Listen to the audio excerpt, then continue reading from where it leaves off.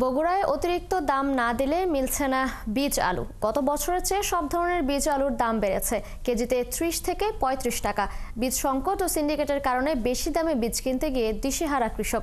প্রতিবাদে ও ক্ষোভে রাস্তায় নেমে সড়ক অবরোধ করে বিক্ষোভ করছে চাষিরা। এস.এম. আবু সাইদের তথ্য ছবিতে প্রতিবেদন। বগুড়ায় বিস্তীর্ণ জমিতে কৃষকরা ব্যস্ত আলু বীজ রোপণে, কিন্তু বীজ সংকটের জন্য জমি প্রস্তুত করেও তারা চাষ শেষ করতে পারছেন না। কৃষকরা বলছেন, এলাকার ডিলারদের কাছ থেকে এক বস্তা উচ্চ ফলনশীল আলু বীজ কিনতে সরকার নির্ধারিত দামের চেয়ে ৭০০ থেকে ১০০০ টাকা বেশি দিতে হচ্ছে। বীজের পাশাপাশি সার কিনতেও দিতে হচ্ছে বাড়তি টাকা। ১৫০০, ১৬০০, ১৮০০ যাই নাকি সুযোগ পাচ্ছে সিংহে সারের টাকা নিচ্ছে। দোকানদারের কথা সার নাই, আর যদি এক বস্তা পাওয়া যাচ্ছে যে মেমো দেওয়া করছে, মেমো দেওয়া যাবে হলে লে নালে নালে। গত বছরের তিনি এবারে এই আলুগুলা সিন্ডিকেট করাতে, সার সিন্ডিকেট করাতে অযথা বস্তার উপর দাম বেড়ে যাচ্ছে, আলুর উপর দাম বেড়ে যাচ্ছে। এখন তো আলু বীজতে পাইনি, এবার সামনে বার যে আলু বীজটা, এই বীজটা যে আমি উঠছি। এখন আমাদের কোনো দালাল মারা নাই, আমরা নিজেই কৃষকের জমিতে হাল মারতেছি। বিএডিসির কর্মকর্তারা বলছেন, সরকার ও কোম্পানি নির্ধারিত মূল্যে আলু বীজ সহ সার বিক্রি করা হচ্ছে, তবে চাষিদের চাহিদা মতো বীজ উৎপাদনের সক্ষমতা এখনো তাদের হয়নি। কৃষকরা উন্নত জাতের পথে ছুটছে, কিন্তু সেই পরিমাণ বীজ এখন পর্যন্ত কোনো প্রতিষ্ঠানেরই পর্যাপ্ত পরিমাণ দেওয়ার সেই সুযোগটা এখন পর্যন্ত হয়নি। এই জন্যই এটা সংকটের কারণ হয়েছে। কৃষি সম্প্রসারণ অধিদপ্তর জানিয়েছে, এবার জেলায় ৮৫ মেট্রিক টন বীজ আলুর প্রয়োজন।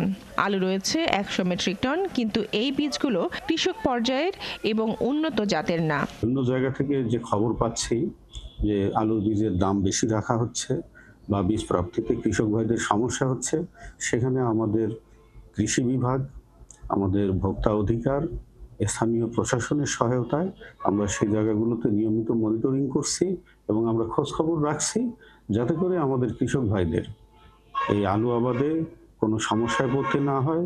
এবার জেলায় ৫৫,০০০ হেক্টর জমিতে বিভিন্ন জাতের আলু চাষের লক্ষ্যমাত্রা ধরেছে কৃষি বিভাগ। বনশ্রী হালদার, ৭১। এ বিষয়ে আরো জানাতে বগুড়া থেকে যুক্ত হচ্ছেন সহকর্মী এস.এম. আবু সাইদ। সাইদ, বর্তমানে কত দামে আলুর বীজ কিনতে হচ্ছে? বীজের এই যে সংকট, এ নিয়ে কৃষি কর্মকর্তারা এবার কি বলছেন?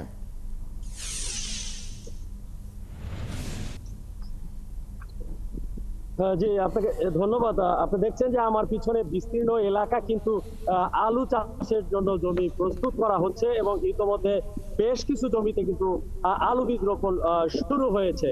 তবে চাষিদের অভিযোগ হচ্ছে যে গত বছর যে থেকে ৬৫ টাকা কেজি দরে কিনতে হয়েছে, কেনা হয়েছিল, এইবার সেই আলু বীজ কিন্তু ১০০ থেকে ১২০ টাকা কেজি দরে পর্যন্ত কেনা হচ্ছে। এবং আপনারা জানেন যে একটি ১ শতক জমিতে আলু বীজের প্রয়োজন হয় এবং বড় আলু যদি কেউ রোপণ করতে চায় তাহলে সেই হিসাবে ২৫০ থেকে ২৭০ কেজি আলুর প্রয়োজন হবে। আর এই আলু যদি হয় তাহলে সেটা ১৫০ থেকে ১৬৫ কেজি আলুর প্রয়োজন হবে। এবং সব মিলে বলা চলে গত বছরে যে আলুর বীজ কিনতে চাষিকে ১০ থেকে ১২,০০০ টাকা খরচ করতে হয়েছে, এইবার সেই পরিমাণ জমিতে আলু চাষ করতে গিয়ে প্রায় ২৮,০০০ টাকার আলু বীজ কিনতে হচ্ছে। পাশাপাশি আলুর সাথে কিন্তু সারেরও দাম বেড়ে গেছে। কোথাও কোথাও অভিযোগ উঠছে সার ডিলাররা কিন্তু কৃষকদের সার ঠিক মতো দিচ্ছেন না। আর আপনি যেটা বলছিলেন যে